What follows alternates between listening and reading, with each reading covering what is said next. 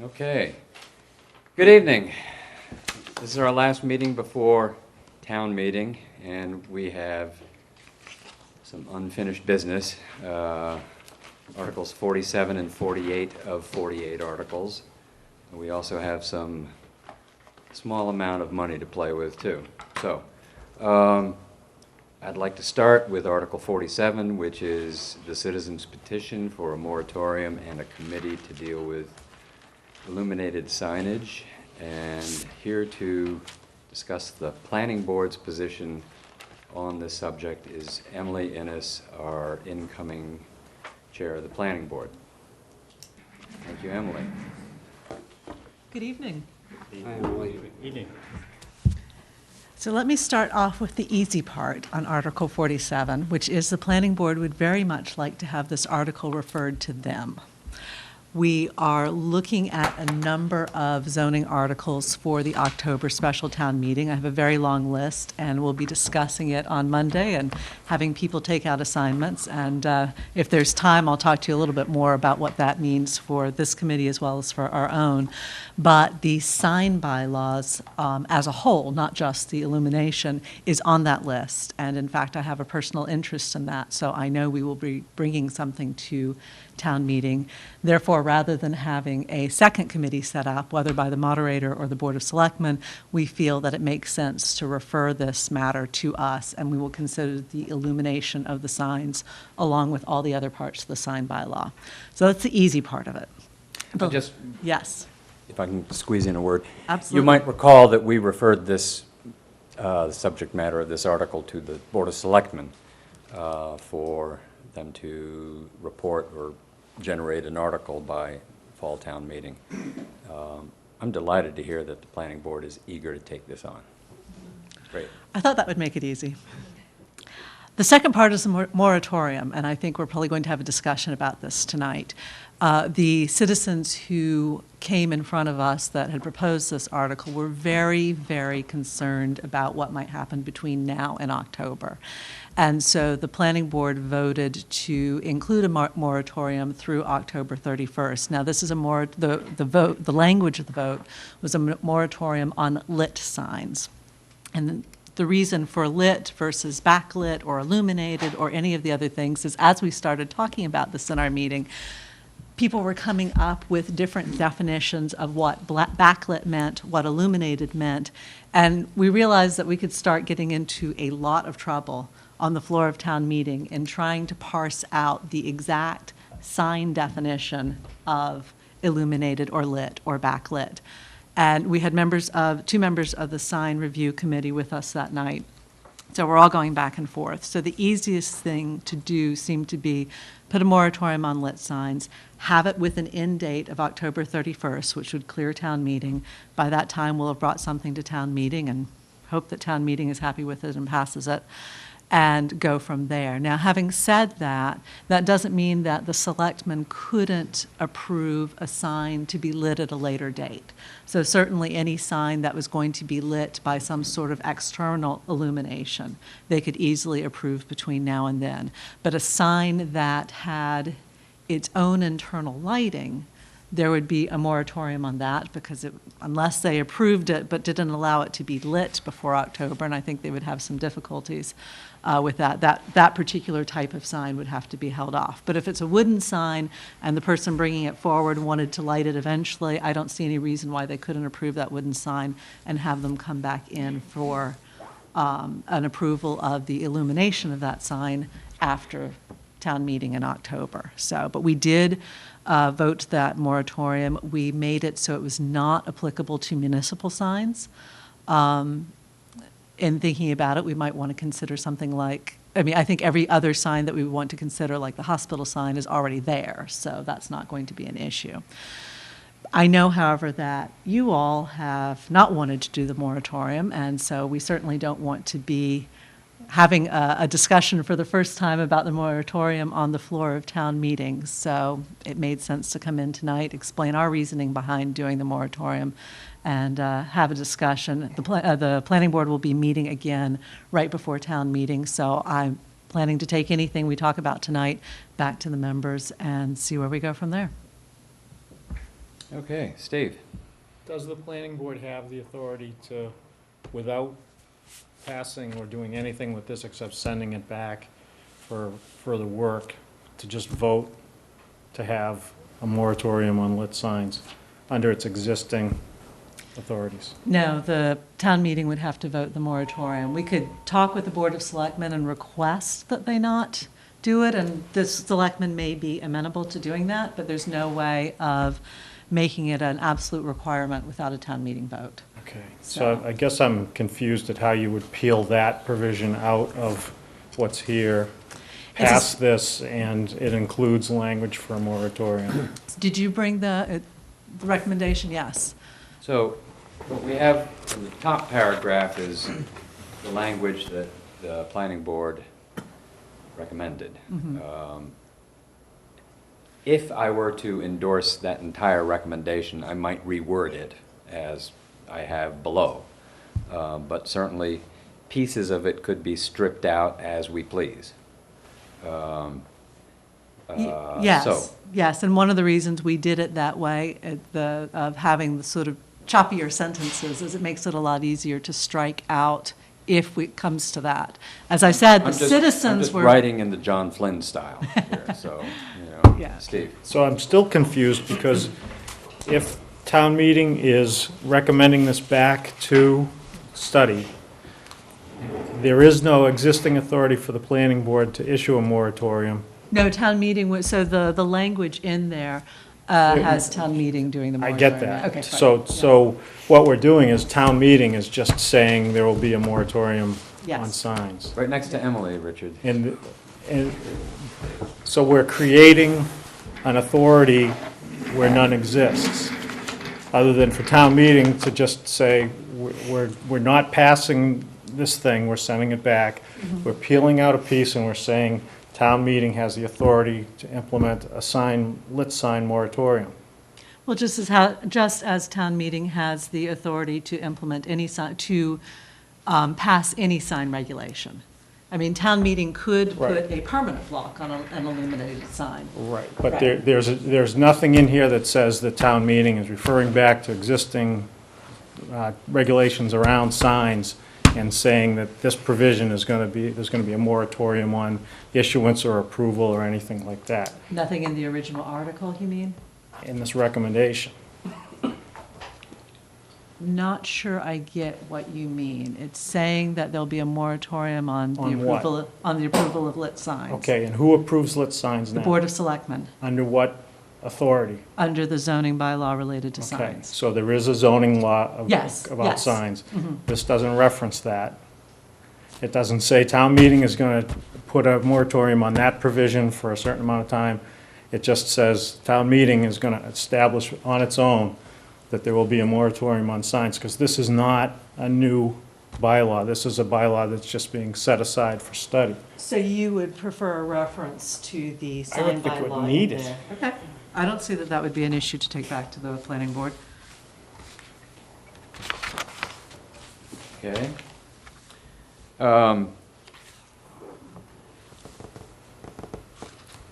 So I don't think anybody has an issue with referring this citizen's petition to the planning board rather than the Board of Selectmen. I think the Board of Selectmen might be relieved to have it sent to the planning board. So I don't think that's an issue. Forming a committee is something that you added that we hadn't. It's something that the citizens wanted in order for them to study the matter during a moratorium. I think I don't have a problem with the committee. You have the nucleus of one already in the sign review committee, and then presumably you were thinking of adding some members of the planning board. Be members of the planning board, members of the sign review committee. In fact, we asked them at the meeting themselves if they had a list, or if they could create a list of problems that they've seen as they've made their recommendations with the sign bylaw, and they said, oh, yes. So I think not only do we have the nucleus of a committee, we've got the nucleus of the start of our review, and then during the discussions, one of the proponents also brought forward that she thought it'd be appropriate to have a citizen member of the committee, and we agreed with that. so that it wasn't just planning board and sign bylaw review, but somebody else who saw it from the residents' points of view. Now, one of the things your recommendation didn't include is some sort of goal for this committee and moratorium.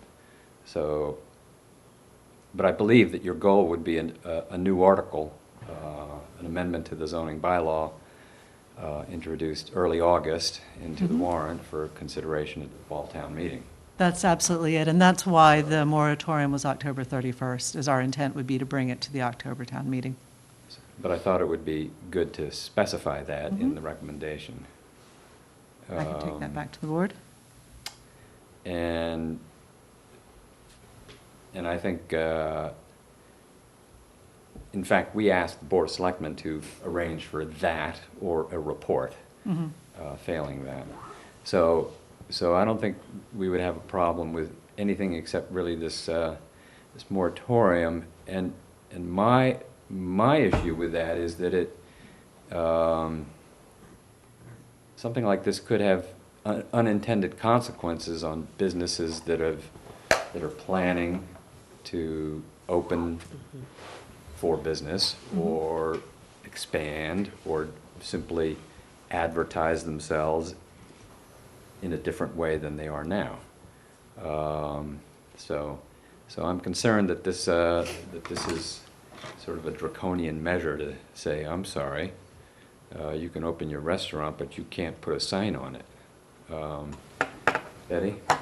In the same light, I was thinking about, is there a grandfathering element to an existing business that is maybe going to change their sign or change the ownership and things, how does this impact the moratorium? How does it impact anything in terms of a grandfathering clause? As far as an existing sign, there's no change to an existing sign, so they would have to come in for a change.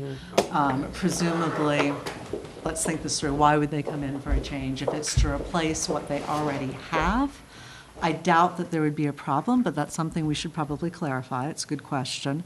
If it's a change in business, they would be applying for a new sign, so there would be a moratorium on that. I will say that one of the planning board members pointed out that between now and October 31st, there's going to be less need for a lit sign because we're moving into the summer hours. And so for the vast majority of businesses, the hours that they're open will be daylight hours between now and October. So it's less of an impact than it might be if we were having a moratorium, say, from October through to May, when the businesses would be more likely to need those lit signs.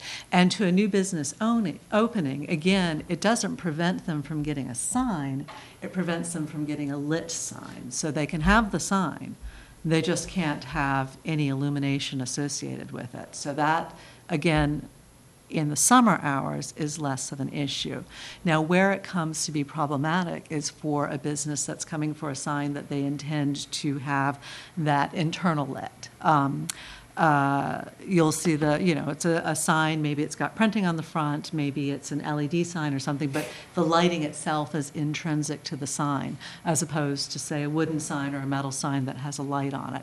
Those easily could be approved during the moratorium and add the light afterwards.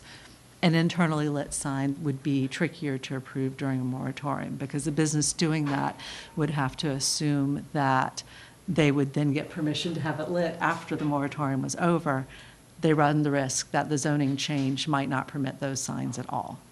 And that we can't answer until we've had a look at the zoning and seen what is appropriate and which districts of town and what people recommend. Darnell? What happened to those businesses who are right now in the process, who have been in the process of, have done their applications, have applied for these signs and have done these things, and now all of a sudden, due to the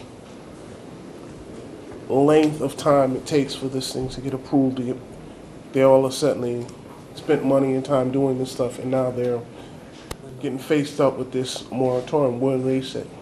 As long as the application is already in, my understanding is they would not be affected by the moratorium because they've applied prior to the moratorium going into effect. That's true of other zoning applications. I don't imagine there would be any change for a sign application. Great. Lose power? Can I ask a question while you do fix that? Certainly, Betty, and then I've got Kevin. Okay. For the two restaurants that I'm thinking about, the Plate and the Falcone's Restaurant, are they in process? And when does this moratorium begin? Does it begin the day the town meeting votes it, or does it begin July 1st? For the first question, I don't know if they're in the process or not. So I don't know if those applications are filed. For the second question, my understanding, I'm going to check with Alex here. My understanding is that Bill Clark said that the moratorium started with our vote. Is that correct? Did I hear him correctly? Because it was something that I was surprised, it was something that I was surprised to hear. I would assume that it would start with the vote of town meeting, not the vote of the planning board to make a recommendation. So I can check on that, but I would assume it starts with the vote of town meeting.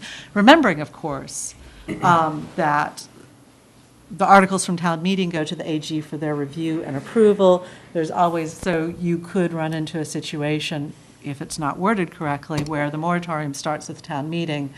If the AG throws it back, then you'd have a look-back period. But I believe it starts with the vote of town meeting, and I'll double-check on that. Kevin? Yeah, Emily, Yes. generally I support this concept. I just want to ask you, since the selectmen do have a role in this process, was there any consideration given about putting somebody from the selectman's office on the committee?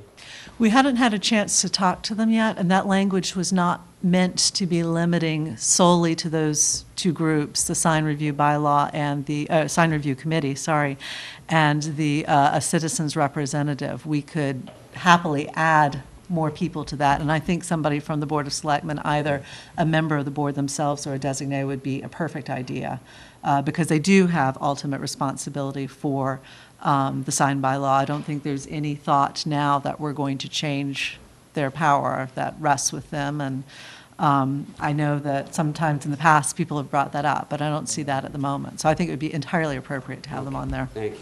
Yep. Nothing there. Your off switch. Well, this is obviously a tired situation at the end of the year, so. Even my technology can apologies. get weary. Darnell, would you like to take over? See if you can resuscitate my machine. That'd be great. Paddles on it. Please, Michael. Emily, I don't know if you know the paper that we have in front of us, but the wording on this article that says was voted on by the planning board is different than what was on the screen at the top. Specifically, the reference to The municipal, yes. okay. So Laura had sent me an email saying, what did you vote? And if you watched the tape from the planning board, I was writing down as we were coming back and forth with suggestions, as sometimes happens. So the final recommendation, I didn't have fully in my notes. So Okay. what happened is what you have is what Tim, our assistant planner, went back and listened to the tape and wrote down as the official recommendation. And we Okay. had included the exempting the municipal signs. I just hadn't had that written down. And then secondly, on the lit signs issue, Yes. I think maybe I misheard you one of the times that you mentioned it, but did you say that if this article is passed the way that you have submitted it and approved it through the planning board, that the selectmen could still approve an externally lit sign during the moratorium? Or did you say they cannot and the lighting will be added later? They would have to be added later. Okay. So they could approve a sign that could be externally lit, but they couldn't approve the lighting itself until after the moratorium was over. So a wooden sign that has one of those little spotlights on, Yeah. they could approve the wooden sign, but somebody would have, the applicant would have to come back for the lighting after the moratorium was over. Thank you. So, It's not really quite clear if you're going to put a moratorium on backlit signs. just lit, anything that's lit. Anything that's lit. Any That's lit not sign what- is I what we think that's the not have. what the language that was on the recommendation screen was. said backlit. It should say lit, because that was definitely in my notes. Well, we'll get there in a second. Sorry about that. I have no idea what happened here.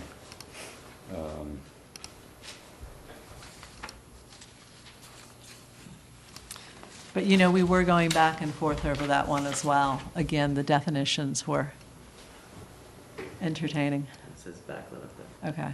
I'm pretty sure that should be lit, but I will double check with Tim, because I definitely have lit in my notes. So, and I remember we were going over and over again, so versus lit versus backlit versus illuminated versus internally illuminated versus externally illuminated. But the intention of the planning board was to have a moratorium on all lit signs. That was the cleanest way of describing it without getting into having to have reams of definitions. Of course, So, if you didn't have a moratorium, then you wouldn't need to define which type of illuminated sign. that is also subject to true. it. Yes. Yeah. But again, the citizens who brought forward the citizens article, I will say, were adamant on wanting a moratorium. And made that Well, very that's clear during the As meeting. may so be. I just pass a that along business to owner you. might be adamant on not having a moratorium. Unfortunately, we didn't have any business owners come to talk to us, so we did not get that Right. side of the discussion. And that's a pity. There might be one out there who might not be aware this is coming down the pike, which is what I mean by, unintended consequence. I think it can be difficult to do business in the town already, and this strikes me as a roadblock. I love the idea of a review. I love the idea of an article that will clarify all of this, but, and I understand the citizens' apprehension that something might slide through the cracks or beat the buzzer. But I think there's been only one instance, according to the sign review committee, that the selectmen did not follow their advice. And that was some years ago as well. That Okay. was several board changes ago, is my understanding from what the sign review committee said.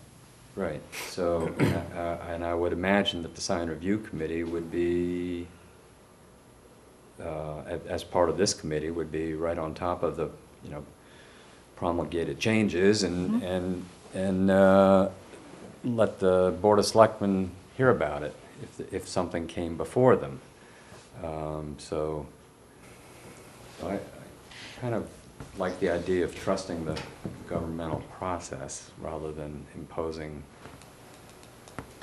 a moratorium. But I had Phil first and then Darnell. I share Ted's concern about unintended consequences, but I'm more concerned about establishing a precedent by which we essentially set aside the exercise of an existing voted-on bylaw in order to think about whether we might change it, not knowing whether we will change it or not.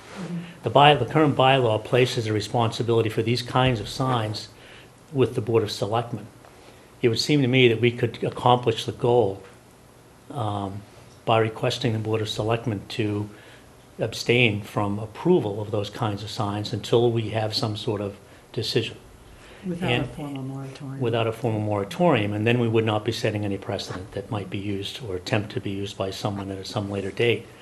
If this were to suggest that approach, I suspect that the Warrant Committee, and certainly your committee, and perhaps the Citizens Committee could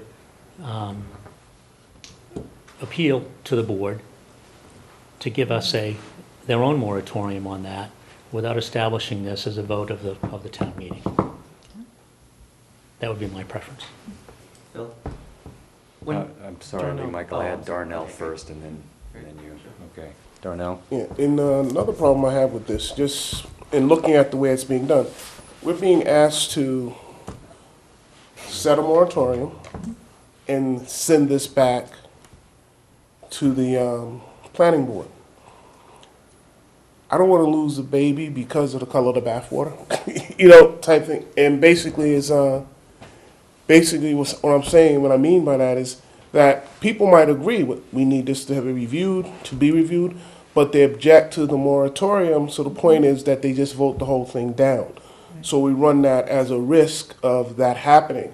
So they might be in strong agreement that something needs to be done, but they might be opposed to the moratorium, and there's no way to vote one without the other. Yes, send it back and not have this moratorium. The vote is tying these two things together. So it's, on the face of it's kind of, tricky in the way when what we're asking the people to do at town meeting and to vote on. So we have to kind of, two separate articles, maybe could do this.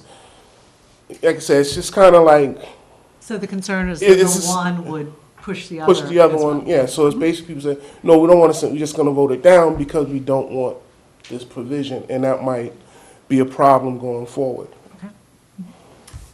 Michael?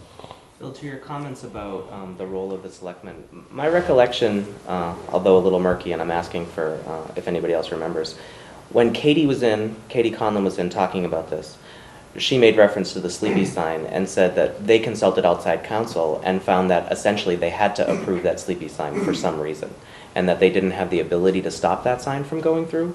And I wonder what caused that to happen, and if the selectmen really do feel like they have the authority that you were just speaking about them having. I think the selectmen believe they have the authority. That may have been, I'm not privy to that particular issue, but I think the bylaw clearly, in terms of certain kinds of signs that are not delineated by the actual language of the bylaw, it's the selectman that has the ability to make a decision on that. So two things on that. One is the selectmen have the ability, the authority to make the decisions on the sign. I believe in the case of the sleepy sign, their hands were tied because that sign was existing. Okay. So they couldn't take it down because it was already existing. It's there, it was an approved sign.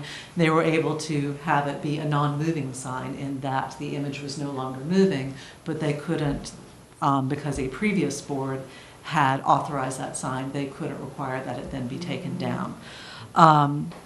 As for what they have the authority to do, one of the concerns that the sign review committee brought up was there's really nothing in the current bylaw that addresses illumination. So they don't, and this is one of the reasons we really want to review this, is they don't actually have all the tools that they need to be able to approve or disapprove certain types of signs. And that's what we would be looking to give the Board of Selectmen if this article gets sent to the planning board, if this issue gets sent to the planning board as part of our review. So, to be clear, that tool would be the elimination of the right to have a sign if the business changes hands. No, the So tool in they other would words, no have would, grandfathering. the tool they would have would be a more up-to-date set of sign article that allows new methods of illumination, that can put restrictions on how bright the illumination is, that allows signs that currently aren't allowed in the town, that basically brings it up to technology on signs and what you can do and design of signs has changed a great deal in the years since that was written. And although the sign review committee devised their own guidelines for how signs should be done, that's actually not enshrined in the regulations. So there's only, they can say, well, we've got this design guideline book, but because it's not in the regulations, a business owner can say, great, I'm doing my thing, it meets the regulations, but it's not necessarily what you want. So we want to give them a full set of tools that they can use to review signs. So that's why I said it's more than just the illumination that's covered by this article. Let's do a full review. Steve? I think Darnell put it better than I was trying to earlier, but the feel of this is the town meeting is going to say, if they send this back to the planning committee, that it's not well fleshed out enough to become a bylaw and it should be going back for study, but part of it should be passed. And that's what hooks me up. If it was two different things that you could say, let's have the study, let's have the potential bylaws sent back, reviewed by citizens, get some agreement on how we should proceed with this. That's one thing, and then this moratorium is a separate piece. But I still just can't get my head around how you can send something back having passed part of it. Well, I can certainly take back to the other members of the planning board this committee's concerns about the moratorium, and especially, I think Darnell put it very well, especially the concern that the moratorium might kill the rest of the article, which I think we're all in agreement that we like the idea of reviewing the sign bylaw. I can certainly take that back to the other members and see what they say, and then you, of course, meet right before town meeting. As we do, I'll stop in and let you know what we thought. I would also commit to calling up the chair, either the current or the future chair of the Board of Selectmen, and just touching base with them, to Phil's point, about whether or not they would feel comfortable on the floor of town meeting committing to some sort of voluntary prohibition on themselves rather than it being. And I'll talk to them, I'll talk to the planning board and come back to you guys and see what they say. And either we'll go forward with our request for a moratorium or we'll modify it. But I couldn't say now, obviously, without having talked to the other members, what it would be.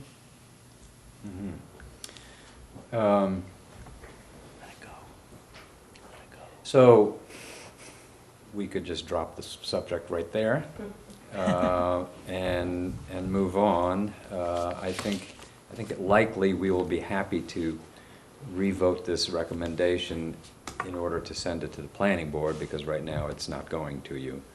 And I think we'd be happy to mandate a committee and ask for a new article from you. And then as far as the moratorium goes, yeah, this would go through this committee, I'm sure, very quickly without that moratorium attached. I mean, it might go through the committee right now with the moratorium attached, but there would be more discussion. And I don't know if we might as well see if your committee is amenable to dropping that requirement. I mean, one of the things I'm thinking is, what if you're a business that wants to put up a sign that is backlit, is tasteful, would pass with flying colors, and you can't do it for half a year because of this moratorium, and then maybe you go to the expense of some other arrangement, and come October you discover, oh, or maybe actually sooner, you might read the proposed article and realize, oh, I didn't need to waste my time and money on pursuing this exterior lit sign. I could have done my backlit sign. Right. And here I am. So it just muddies the water. Well, I think I've heard from a number of you, and it's a very important point, that there are concerns about what will happen to businesses between now and then under the moratorium. So I'll take that back to the planning board as well. I mean, obviously, we could continue, but I can't give you an answer till I talk to my fellow committee members, so.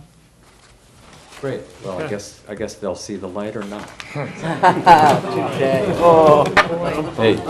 all right. Moving on. Thanks, Emily. Thanks, Emily. Good night. Okay. Emily, you're sticking with us, I believe. I wasn't sure if you wanted me to go back. Well, okay, the next article we're taking up is Article 48, which was a citizen's petition to introduce an amendment to the zoning bylaw which would allow for condominium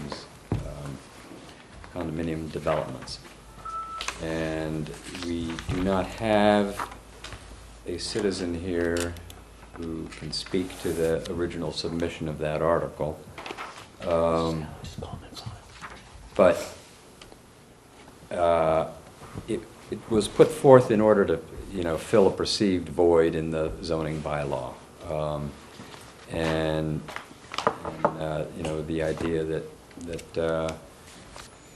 it would be nice for developers to know what to expect when they came to Milton, and it would be nice for landowners to have some idea of what they could do, and perhaps abutters to potential sites. And, also in recognition of this perceived void, the planning board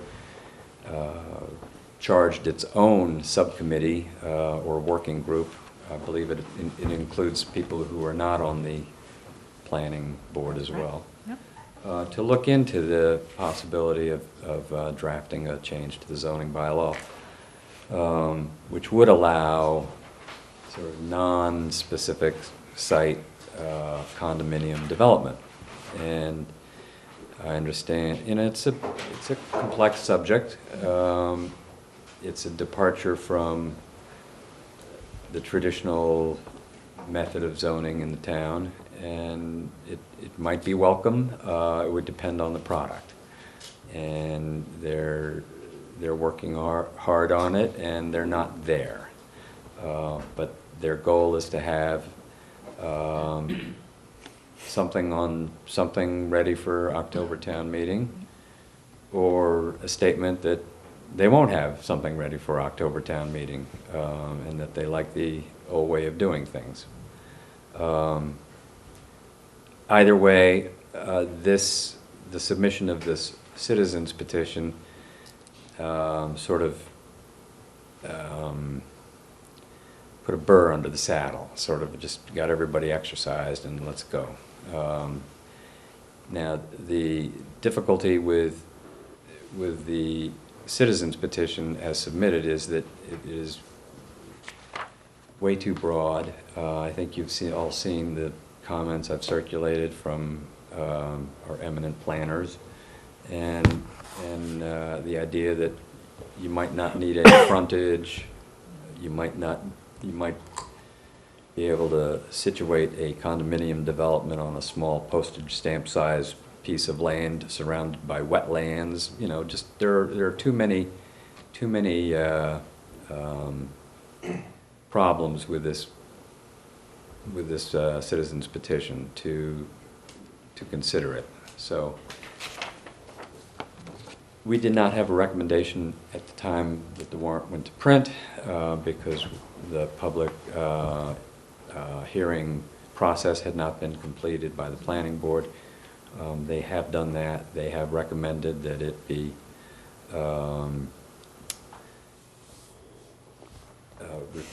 not returned. It never was with the planning board, but be sent to the planning board for study. And I think that's appropriate because it is currently being studied. Otherwise, perhaps a recommendation of no might be the answer. But at any rate, so since this article was out there, and since there are problems since some developers are having problems in town, notably at Ford Ranch Road, getting anything off the ground, with the approbation of the neighbors and the planning board, whatever, we ended up with a proposed draft recommendation that might have worked to site some condominiums on the Ford Ranch Road property. The neighbors responded with their own draft recommendation for a different level of density, and then I believe the neighbors decided, well, wait a minute, what is it we really want, rather than a different density level of condominiums? What is it we really want? And maybe we could talk to the owners and developers of the Ford Ranch Road property and see if there might be a meeting of the minds. And I understand from having attended the last planning board meeting that there some good progress was made down that road. But we're not sure where the road is going or where the end of it is. The question in front of this committee is, how would we feel about an amendment being introduced on the floor of town meeting? This amendment was reviewed by town council and ruled within the scope of the original article. And it may be to the layman within the scope of the article, and it might be to some lawyers. It also might not be. I don't believe town council is a zoning lawyer. At any rate, I think there can be an argument can be made that it is certainly not within the scope. But for the moment, town council has ruled it within. The town moderator has ultimate say as to what he might rule it at the time the article comes before town meeting. So, since he hasn't ruled anything and wouldn't until it came before town meeting, we're in a little bit of a quandary. I don't think it would serve the public well at this point to have I don't know, 10-page document. We're going to have by the way, we're going to have some pink paper out there this year, and I apologize, but we're going to have to change a few articles here and there by some numbers, and we'll have to put out a pink paper on Article 48 too. But to have a pink paper of 10 pages in length might be problematic. It's the last article of the town meeting, and it might irritate people. So I don't know.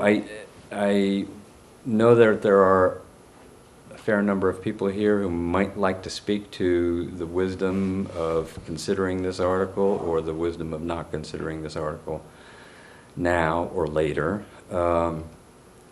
And I suppose we could hear briefly from a few of them. And we might take a preemptive vote that we don't want to see any more of this. I don't know. It's a little difficult to do that. We have received the draft amendment from the Ford Ranch owners, and it has been circulated, so we are familiar with it.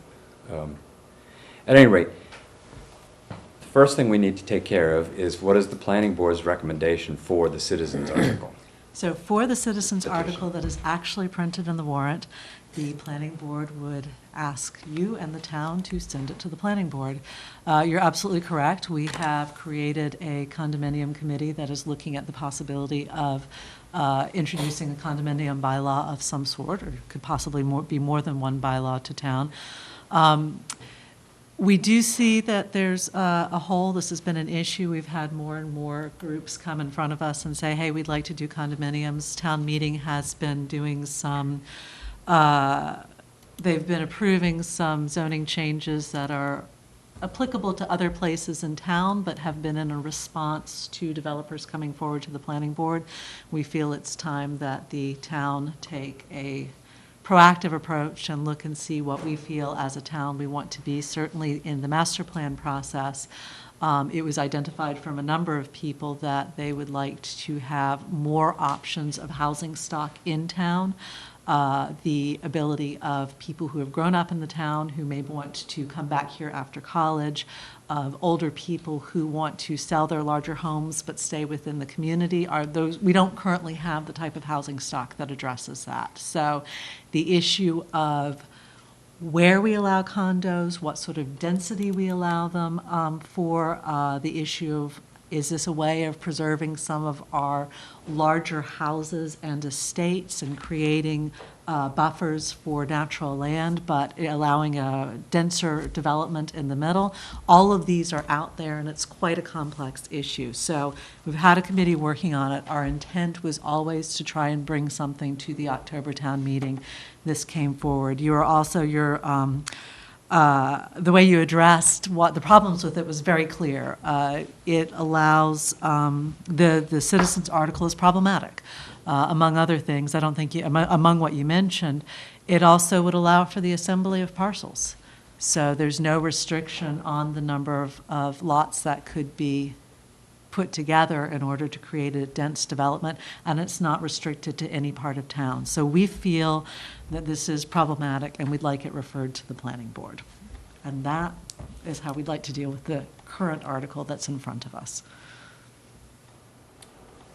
Does anybody have any questions before we might take a vote on that particular recommendation? No? Phil?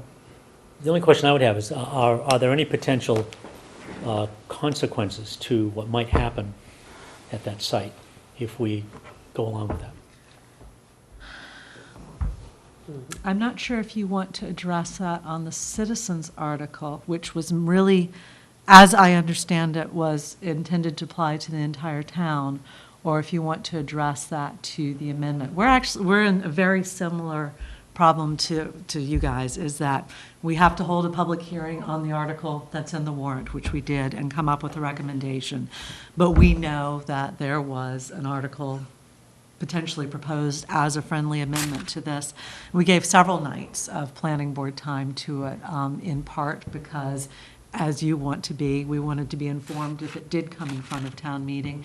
And in part, we knew that if it did, it was in many ways substantially different from what's in here. I'm not going to comment on within the scope or without the scope, but so different enough that we felt that the town should be aware that this was a possible amendment, and because the planning board is televised, it was a good way of getting that word out. So we spent a significant amount of time and ended up with, at our last meeting, and I don't know if things have changed since then, the understanding that there were still a number of differences between what had been proposed and what the neighborhood wanted, that there was no single document in front of us that was definitely going to be proposed, and that there was no action the planning board could take on that.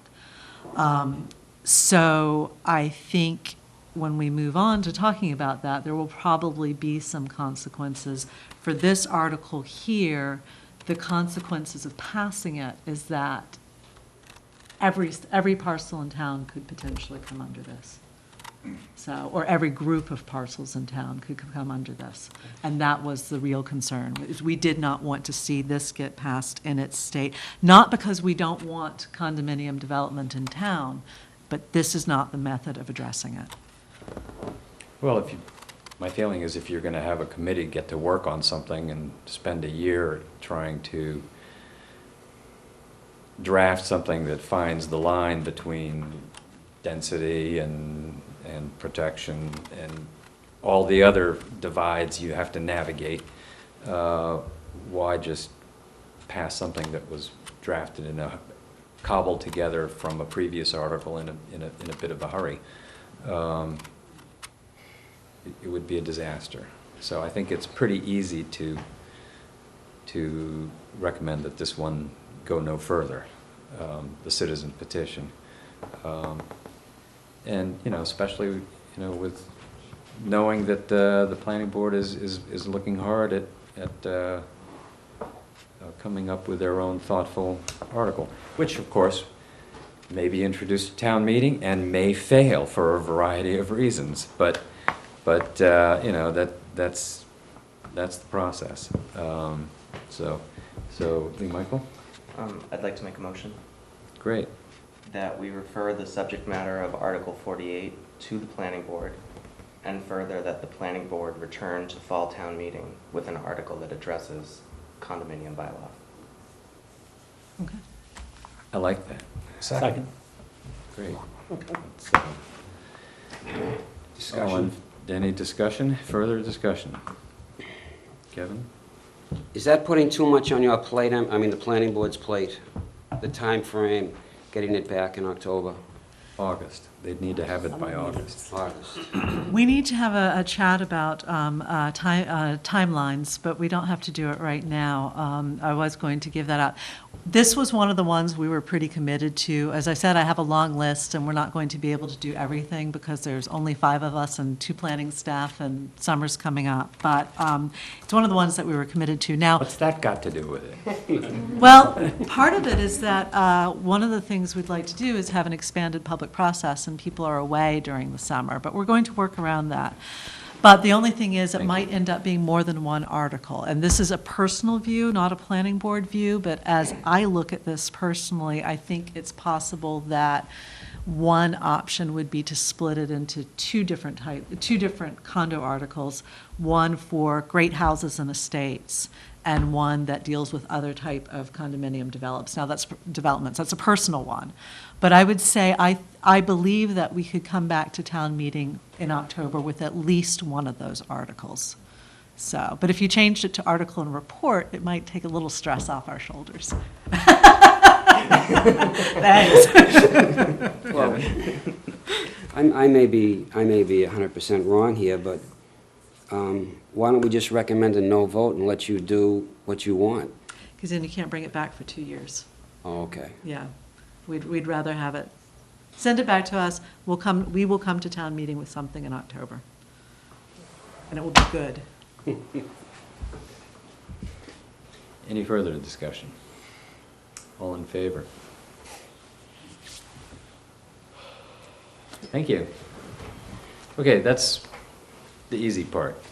So now the question is, how much further do we want to take any speculation or take advantage of the assembled experts or residents with opinions? And I would like to invite Marion McKettrick to the floor since I see her, to the table since I see her hand, to kick it off. Thank you, Marion. Thank you. I thought it might help if I spoke now, because maybe it will save some trouble, but. Great. So I'm Marion McKettrick, and I did write an amendment to Article 48. The intention, which was intended to be applicable to the site on Hillside Street and Ford Ranch Road. And the intention of that amendment was to offer an alternative for that site now rather than later, because that site's under various development options and pressures right now. And as I said to the planning board, the owner still owns that land. That's John Fandry. And Todd Hamilton is a developer who's been working with him for several years to try to come up with a development proposal. However, I did write the amendment. The neighborhood studied it. They spent a lot of time. And in fact, they wrote their own amendment, which was for a less dense proposal. Yes, we had dueling amendments for a while. And so this has been going on, and that's why this hasn't come before the warrant committee until so late. But then the neighborhood has continued to meet, and there are other options as well being discussed with the developer, which may offer some, if they could ever be worked out to everyone's satisfaction, might be a better alternative.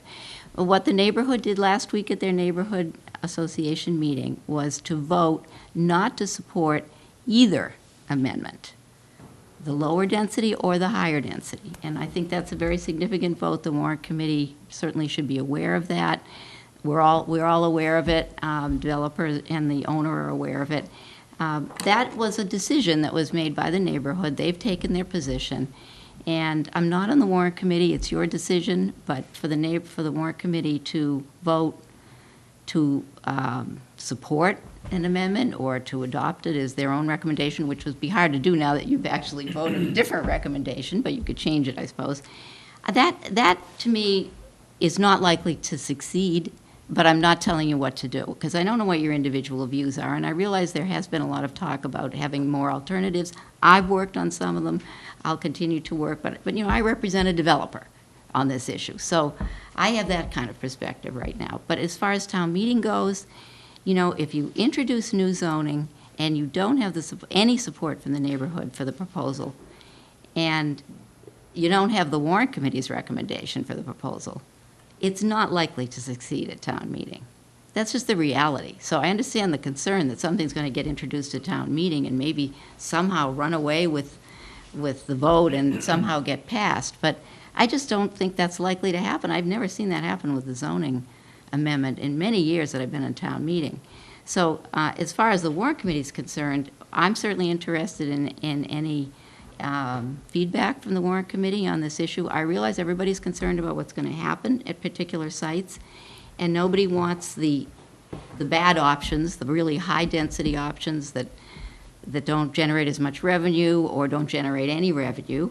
the warrant committee is concerned about, the revenue for the town, and that's part of your job. So it's absolutely in your purview to discuss it, but I wanted to let you know about those votes, and I wanted to say that it doesn't seem to me that without any neighborhood support, that such an amendment has much chance of succeeding. I mean, I wrote it, if I thought there were support, if there had been some support from the neighborhood to make this an intermediate option, if the better one that people are talking about doesn't work, then I might have come before you tonight with a somewhat revised amendment, because we've had a lot of discussion and there have been some defects that have been pointed out, and among others, the question of, does this apply to some other sites in town where people don't want to consider this option right now?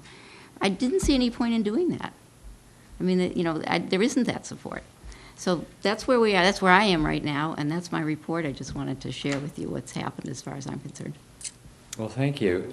Could you stay in your seat while people have a chance to ask you any questions?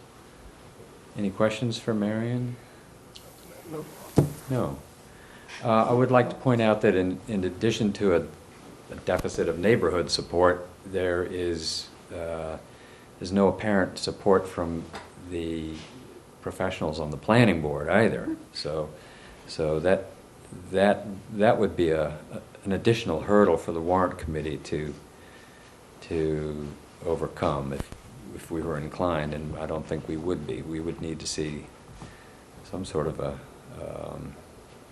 support from the planning board, and in that I gather your article, although it's designed for the Ford Ranch Road property, it might be available for other properties for which it might not be as neatly arranged.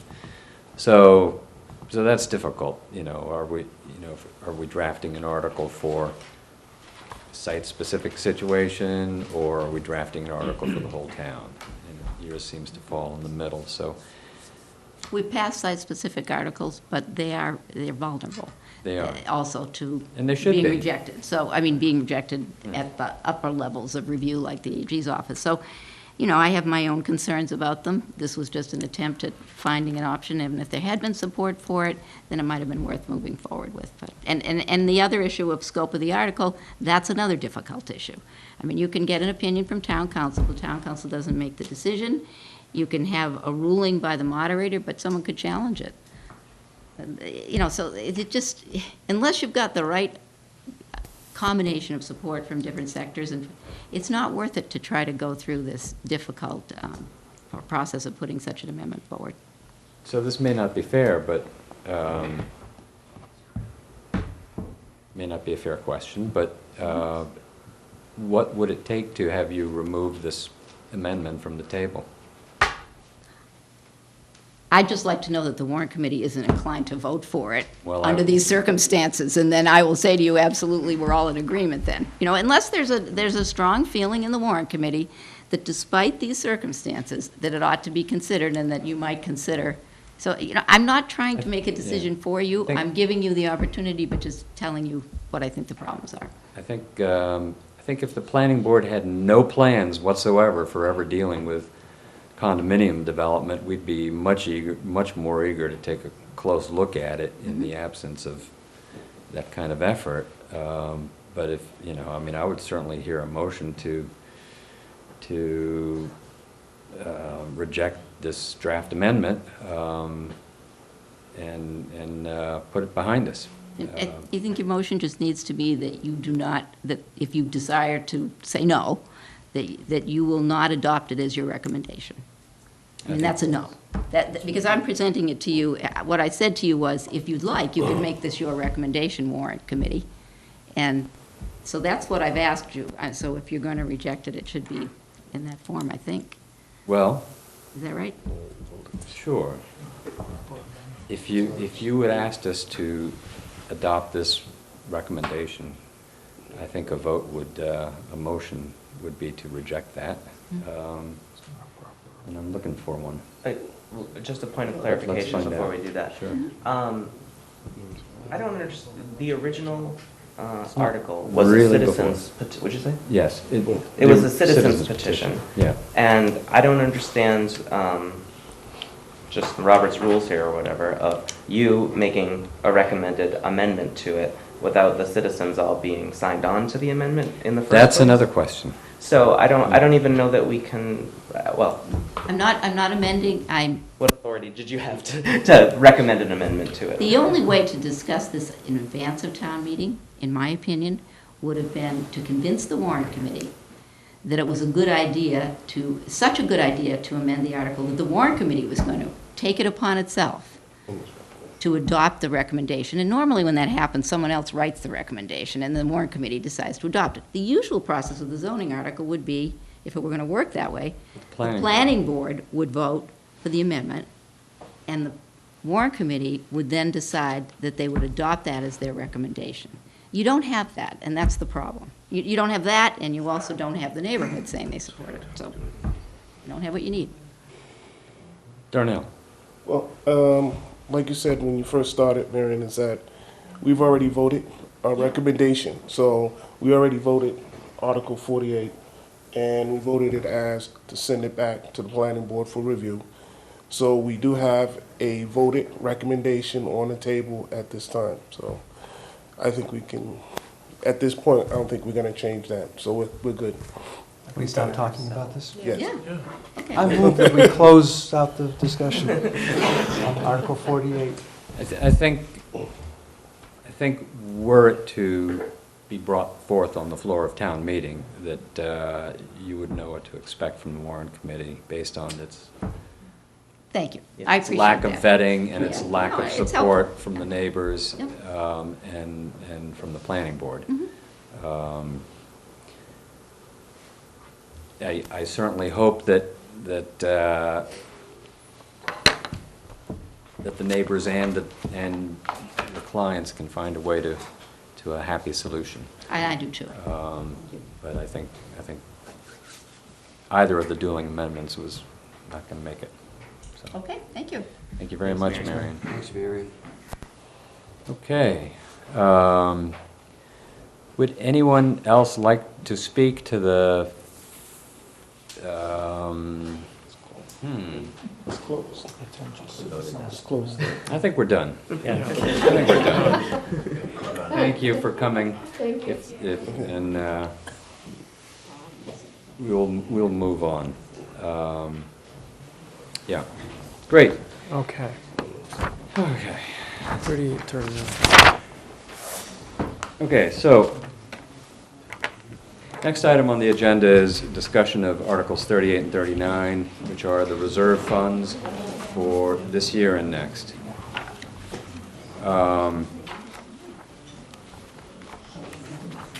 Here's the rub.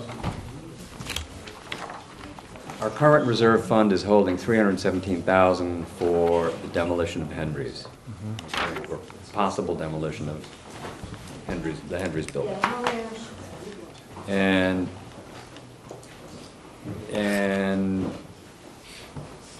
problem is, what happens if a contract is not signed and therefore cannot be encumbered for payment beyond June? We would have to change the amounts of money that we are recommending for those articles so that we would put more into next year's article and more into next year's reserve fund and less into this year's reserve fund, so that if the building ever did come down and cost the town $317,000, which is what the current contract is for, we would have the money there to pay for it, rather than it falling to free cash because it wasn't used by the end of this fiscal year. There is no certainty at the moment as to whether or not that contract will be signed. I think we will know by the end of the week if it will be, or if it will have been by the end of the week. So in discussing this with Selectman Conlon, we thought the best thing to do would be just to wait until Monday to see how see if any progress had been made on signing the contract this week. If it has been signed, then those funds can be encumbered and be made available for payment of that contract next year. If it doesn't get signed, then we should probably move the money. Otherwise, it'll fall into the Free cash. the pit. Yeah. We lose 50. So rather than voting anything on that tonight, we may or may not be faced with a vote on it Monday. How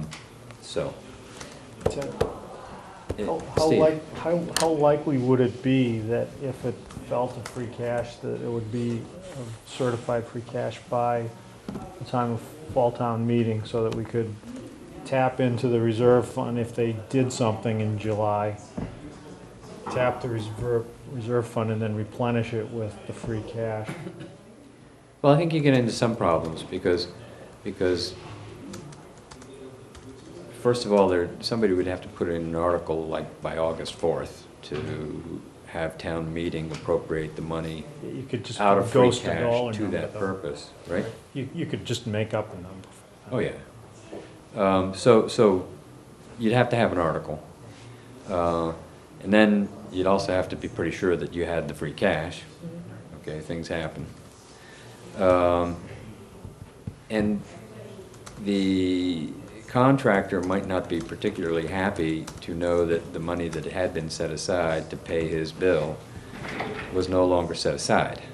Well, And in this would he scenario, therefore it then- would be available until June, and that there's an encumbrance before. I mean, Right. I don't think that, given that we've got a brand-new selectman who's probably information about this for the first time in a few days, that it's necessarily gonna be the fact that he's gonna be able to just say, hey, let's go with this or not go with this. There's a lot of history on this that he may have to look at in the meantime. So if we get to Monday and we aren't at the point of having, anything going on, then, I'm not sure that we're serving ourselves well by not having like a fallback. Well, I think if we get to Monday and there is no signed contract, then that we should then make sure that money is available next fiscal year. And it won't be available this fiscal year because of our action. Right, but we would have to do that at town meeting, We would, right? well, we have the articles. It would be pink paper again. We would be changing the amount that we're recommending for next year's reserve fund. And it would be within the scope of our request. And we would be lowering the amount that we're asking to supplement this year's reserve fund for snow and ice purposes, because we wouldn't need it for all of that, because we already have 300 sitting there that we could repurpose for snow and ice.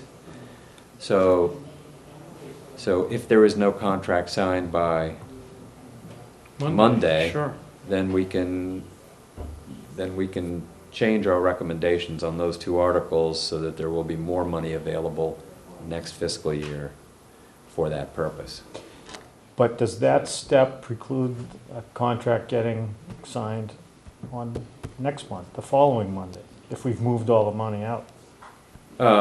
No, probably not. I would say no, because they No, know because the money will... we could vote a set aside of it if we wanted to, although I'm not. As soon as town meeting voted the funds to the reserve fund, we could then, as a warrant committee, vote a set aside of it. Okay. That's my feeling. As to, I don't know.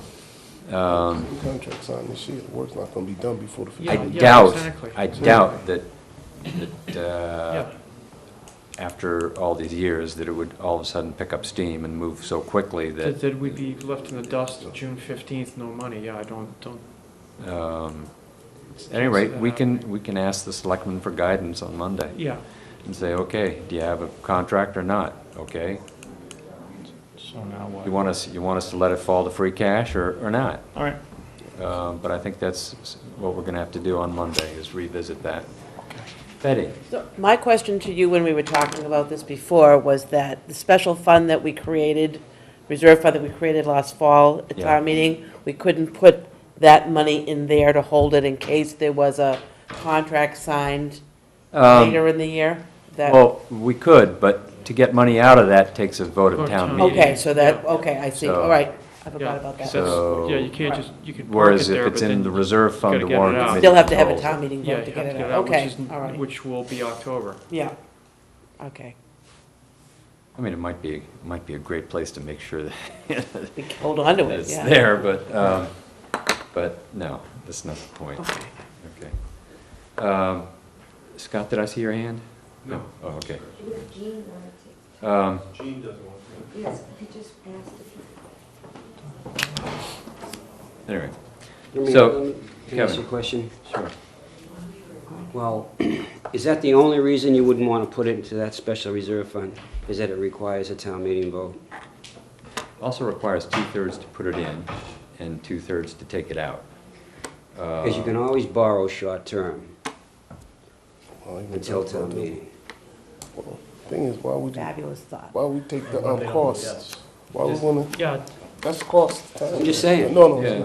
You borrow hoping that town meeting will approve it. yeah, but then what happens, Kevin, if for some weird reason I think that would be a we can't unanimous figure out standing room that the, applauding vote, I don't think that will probably, I ever mean, be. yeah, most No, I was likely just would go asking through, because, you but know, what if that was the something? only reason. No, Since I mean, it's time, it's time to get to it. And this, I think this would be cleaner. I'm sorry. Because then it's just a reserve. It's fund. just a You- transfer, and right, it's- You've already it's got the just money. moving I mean, So- frankly, I would love to use that account. You know, the new one we set The up. TED account? Yeah. Right. The TED Savings Bank? The savings bank account. But, you know, I'd love to have a reason for sticking something in there, but Go for it. No, We'll vote it in. no. I'm not sure I can justify it in this case. So anyway, I think that's where we stand on the demolition. You know, we're just gonna, the solution, if we need to move the money, the solution is there. That's the good news. And you know, we'll wait and see. So now, I trust you all know that the override passed. It was actually Closer than, yeah. shockingly narrow. Yeah. For what I thought was Yep. kind of a no-brainer. But be that as it may. It did pass. It did pass. This means that we will need to revote the recommendation that put $300,000 towards medical expenses. And we will want to revote what to do with those $300,000. We already voted for, although it probably would be good to do it again, 180, 186,000 to complete the capital improvement planning committee's request, and that was for iPads for the school. That does leave about 114,000 and Right. change, and I guess I probably ought to get out my pen and make sure these numbers are correct. But here's what I see as possibilities for that. So bear in mind, we have about 80,000 in our current reserve fund. we're 82 and change. Minus 2,400 that we voted for That's the right. town clerk. Right, so So that's it's actually 80,000. slightly, yeah. $375. Right. Town clerk is probably going to bring me another $2,400 Expense? expense, advertising expense. Don't really know. Right now, the fire department, some people came back to work, whatever. They seem to be good through May, but they will revisit the situation mid-May to see if they might make it through June. If they don't make it through June, they might come to us. We might say no, we might say yes. We might have money available, we might not. But at the moment, we will have about $78,000. And I think that's a reasonably comfortable amount, just to leave in there. There might be a law bill. Legal fees are, as of the end of January, as of the end of March, they had billed through January, and it was about 56% of the budget. So that's kind of right on target, but you never know. So there might be a legal bill there. And, the worst comes to worst, we could throw some. We voted to supplement $713,000 into that budget for snow and ice. The snow and ice budget is kind of on track with previous estimates of $1,055,000. However, there are sort of auxiliary items to consider, and they are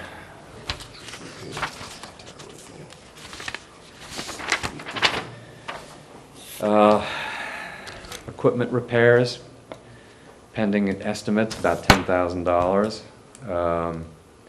Property damage to private property, maybe $50,000. Property damage to public property, perhaps $100,000. Now, these are preliminary estimates. They might materialize. They might not. Okay. Right now, they are not part of our projected deficit. They're above and beyond that.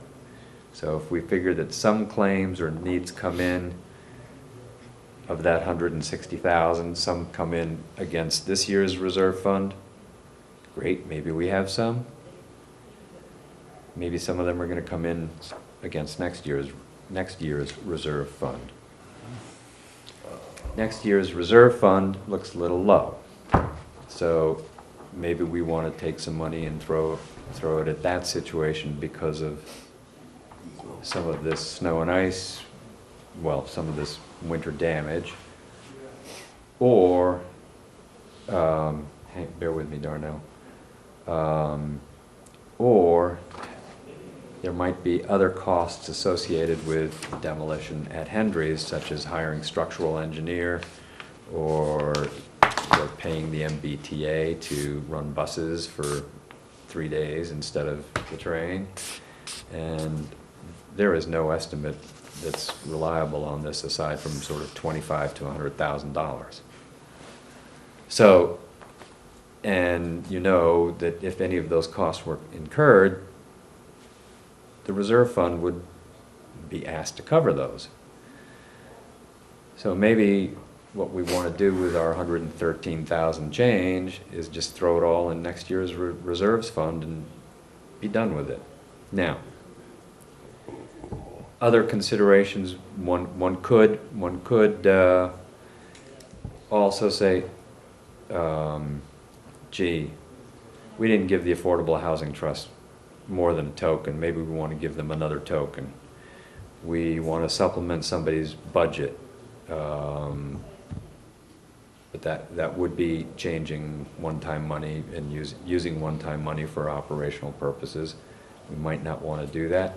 Or we might say to ourselves, gee, we want to put 33 with the schools so that they can not worry about those 4 people who are being cut back from 1 to 0.8. Anyway, so those are the things that I thought it would be important to mention as potential uses of the funds that we now have the ability to use. Darnell.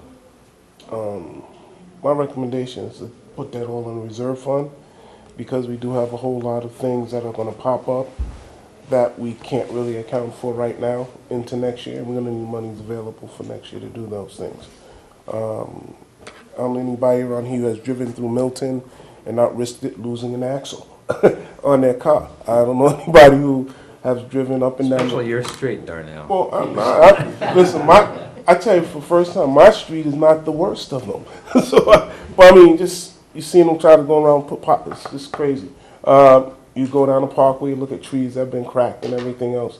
So there's stuff that needs to be done, and I'm sure there's a bunch of curbs and everything else that got whacked around during the winter and the plows and everything else that we do want to get repaired. So I think there's things that's going to be out there that DPW might find outside of their abilities to work around to get done for next year.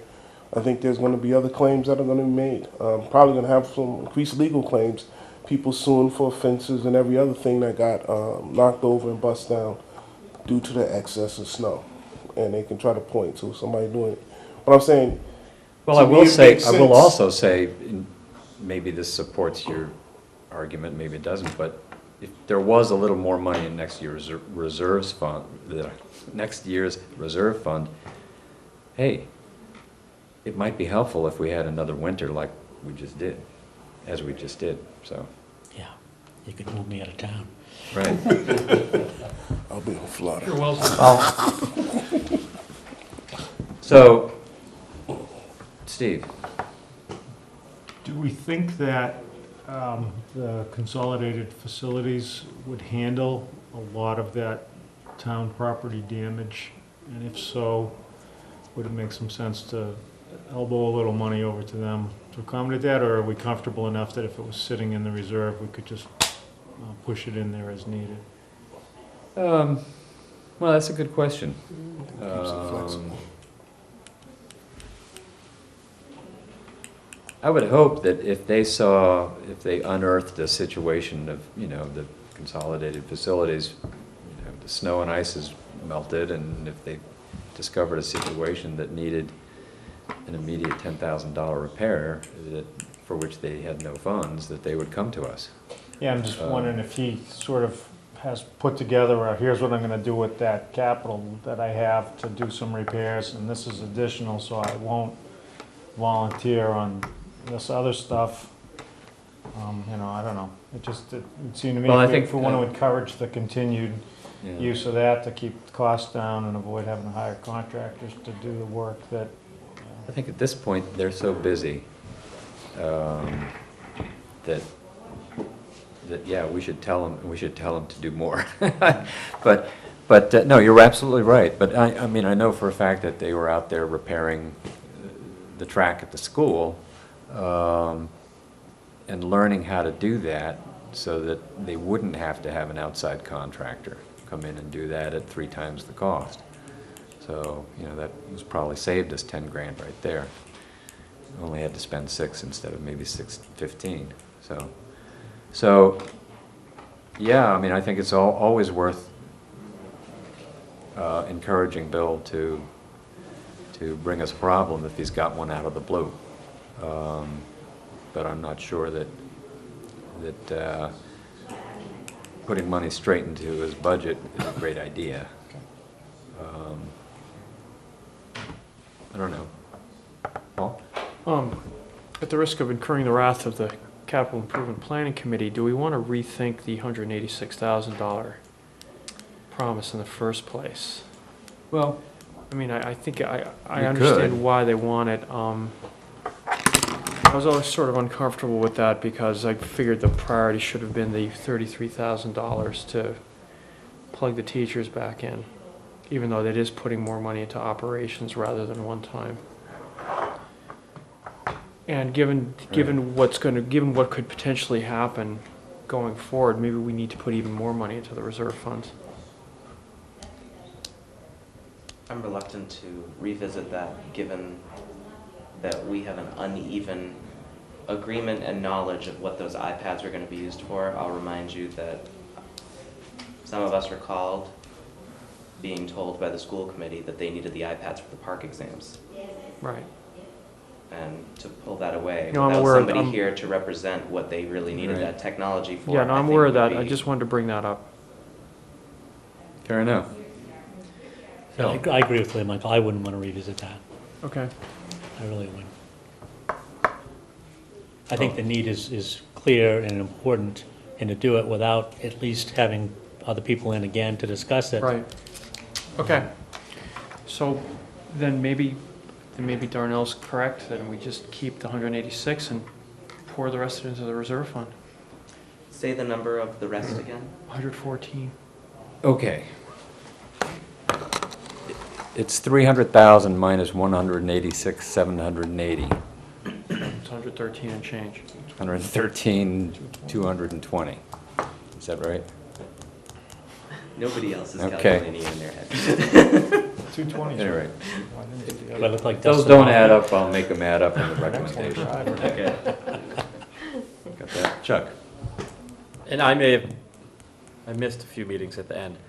I thought we got the .8s to 1s for the teachers, no? Okay, We were, so here's what happened. we were And I'm talking- sorry. On the night that we were sort of allocating the last of what we had, in terms of extra money from the state, whatever, we figured our top priorities were the .8s, okay, which added up to 63,000. Right. And the History teacher, right? the middle school team teaching history teacher, Right. 57,000. At the same time, across town, the school committee was preparing their priority list if they should get any money, okay, as to what they would restore. And their priority, and I think by and large, because over the years they've heard us talking back to them about how their hit list always seems to include music and art. So the first thing they put restored was 90,000 for music and art. And then they went to the 63,000. So for their two items, their top two items ended up at 153. Our top two items for the schools ended up at 120. We voted 120, okay? Could we have voted 153 at the time? Maybe, it would have taken it out of something else, and it would have been a discussion. But that's what happened. Got it, understood. So- So they kind of gave us directions. That's- Yes. That's, Yeah. that I understand. I Right. agree with Darnell. And I mean, I wish we had known in advance what their priorities were, but they didn't know in advance what their priorities were because they had to discuss it and determine their priorities. Yep, fine. And it might have influenced us by that amount of money, and it might not have. I don't know, but at any rate, that's why there's still a $33,000 difference that I mentioned. So we do need to revote the medical expense to take out 300,000. So Recommend no appropriation? right, what article is that? Right on. Can I ask the root question? Sure. I'd be interested to hear what people thought about one of Ted's options of increasing the school funding from 120 to 153. So basically increasing them by 33,000 and then putting the balance into the reserve fund. I think that it would send the message that we agree with the school committee that we need to support art and music, but that we also recognize that those .8s are going to cause a problem for the school district in being able to retain the good teachers that we have in those positions. I acknowledge what Darnell and Ted said about the severity of the bills that may be looking at us.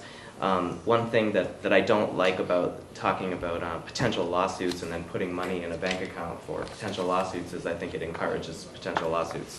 Well, we already have the money in the bank for this year's reserve Right. fund. And the record on legal bills has been pretty pretty steady. I was referring to new potential lawsuits as a Let's result hope of the not. snow and ice Oh, damage. or God.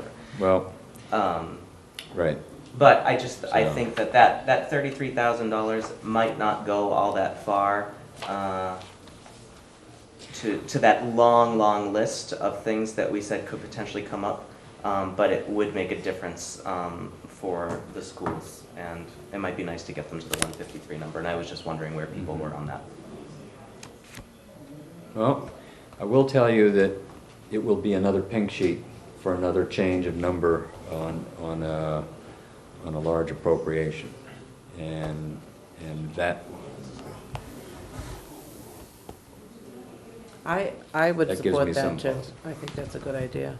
And I'm thinking that if the FEMA money that we just got for the prior storm a couple of years ago, we're gonna get some FEMA money for this storm that we just survived, the FEMA money that we just got is going towards this year's. this year's snow I know, and ice. I know. That's committed already. But potentially, the FEMA money that we're gonna get some point in the future, you know, will help us out again too, just like this money is helping us out this year. Right. So, Well, I do want to bring up one other subject. We could, if we thought we had extra money, we could also throw a token amount at the stabilization fund. So basically, there's school, stabilization, reserve, Housing trust. housing trust. Thank you. Whole bunch, please. Roads. So, Paul?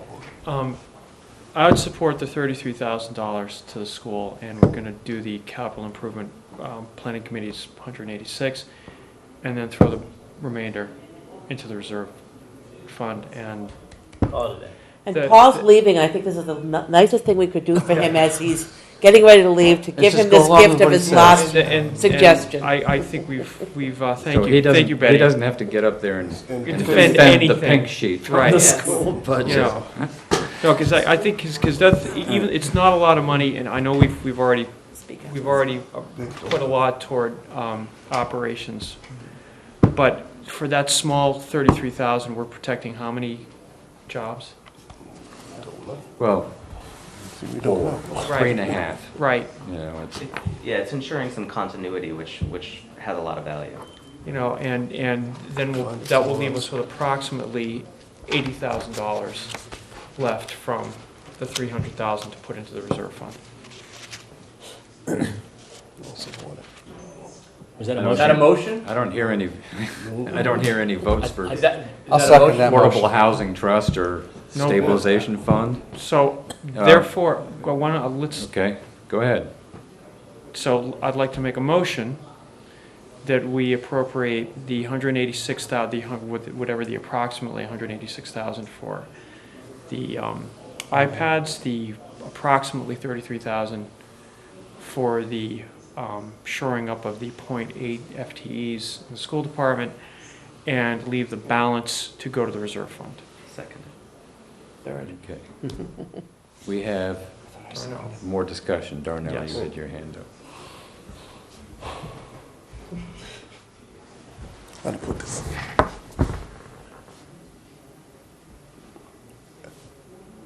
We made some decisions, hard decisions on all our departments.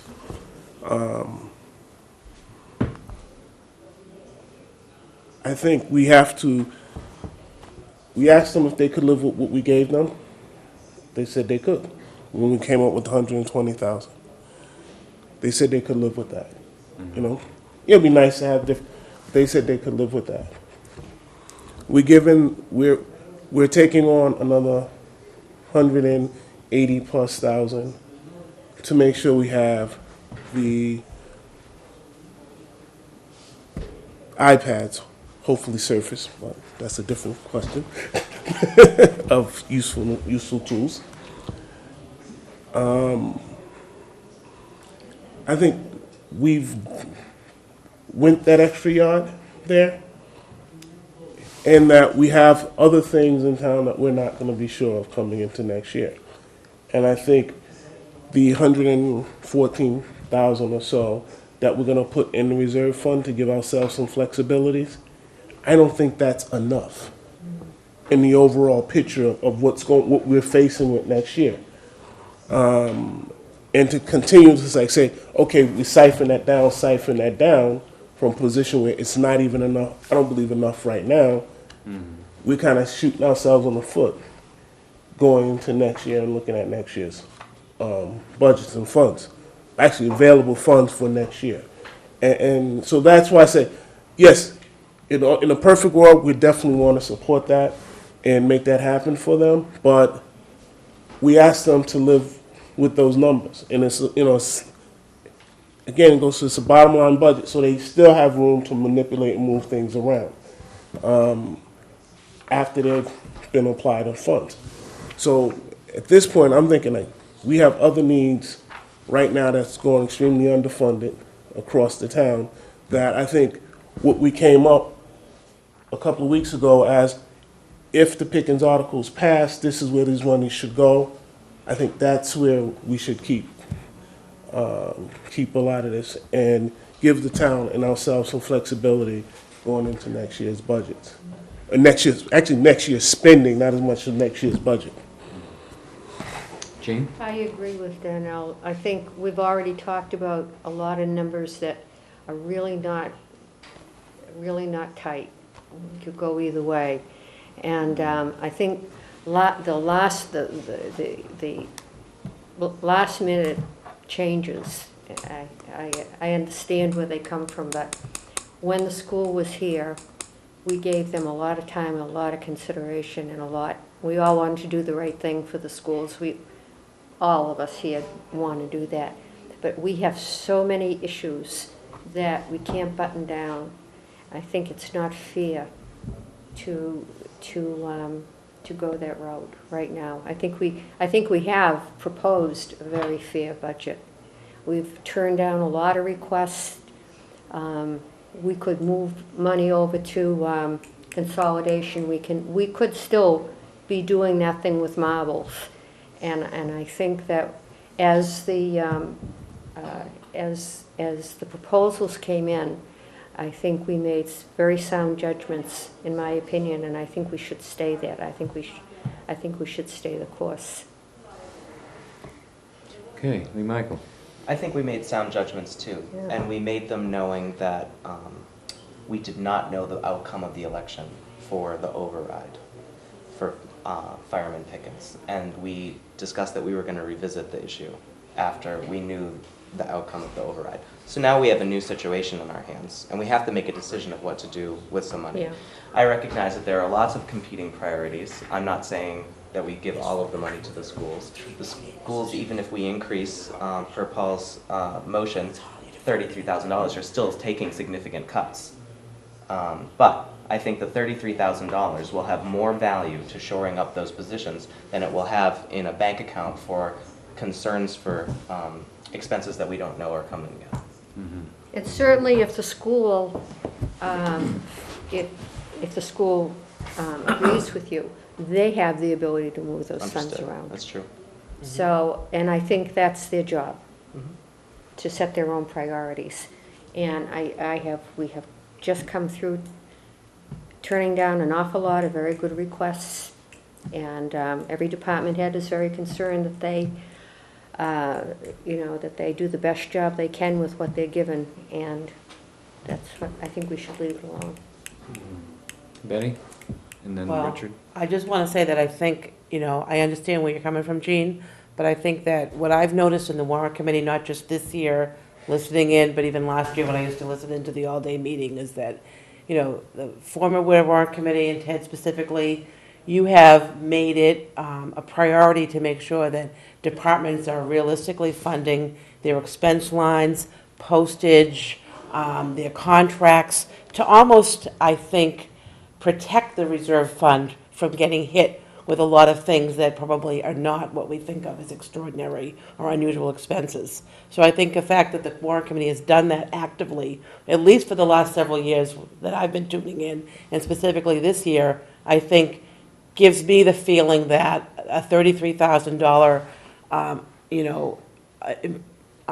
increase into the schools to make whole the music and art departments, which are our heart and soul of our schools, and for the kids who struggle with academics, who don't feel the passion for academics, but they have to do it anyway. But art and music is where their hearts are, and that's what gets them going to school. I think about those kids because I work with kids every day.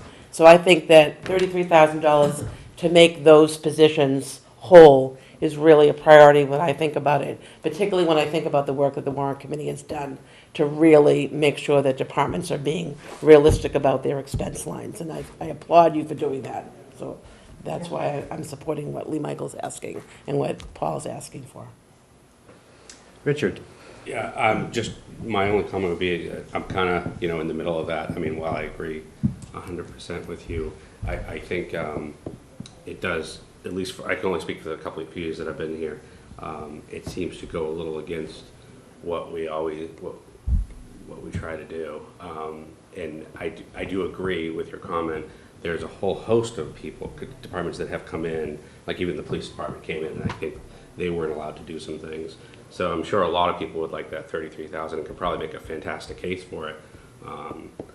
So I don't think I would, I don't know how the room's going to go, but I don't think I would vote for it. The police aren't cutting positions. I've got Paul and then Phil.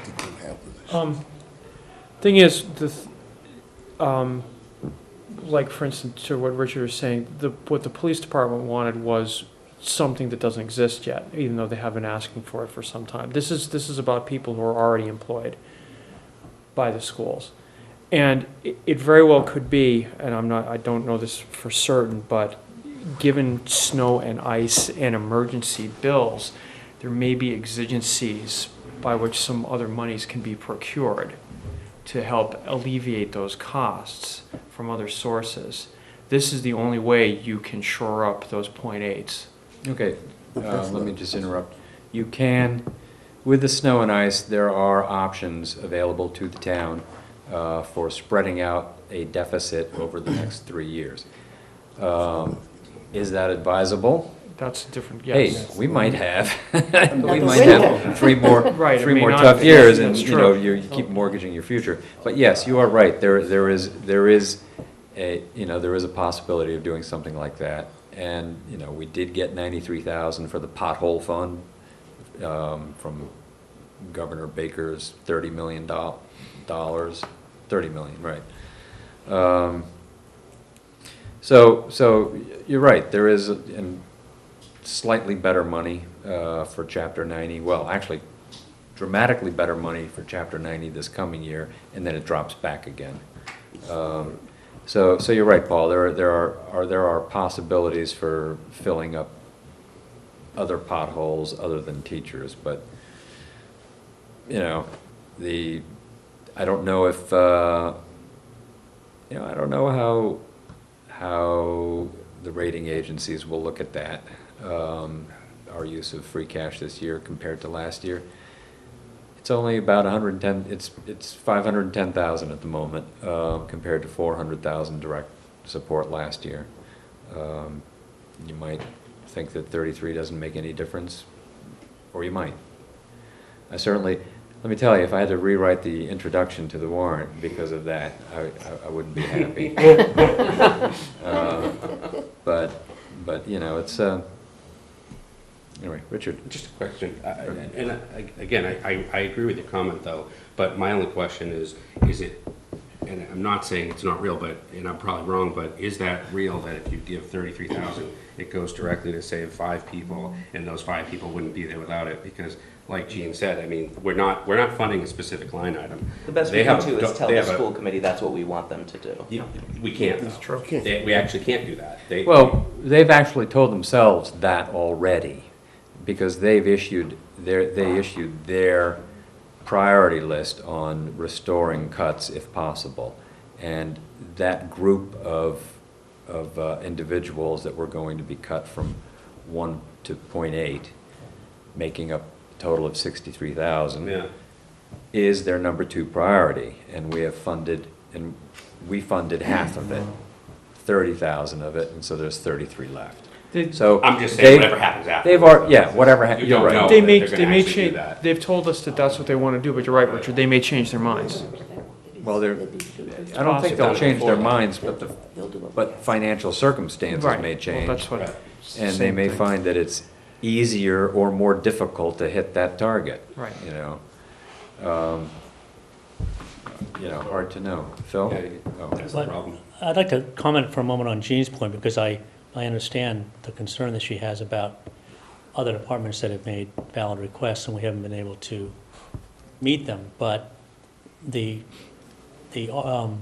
motion that we have right now is not to select between the schools and giving it to any other department. The motion is to apportion a small amount of the remaining pickings money to the schools and put the rest in the reserve fund. Now, I'd remind the committee that each year this committee allocates hundreds of thousands of dollars to the reserve fund, that it parcels out over the course of a year. Over the last decade, it's probably been $2.5, $3 million that we have parceled out to departments. And the school department does not make reserve fund transfer requests. It never has.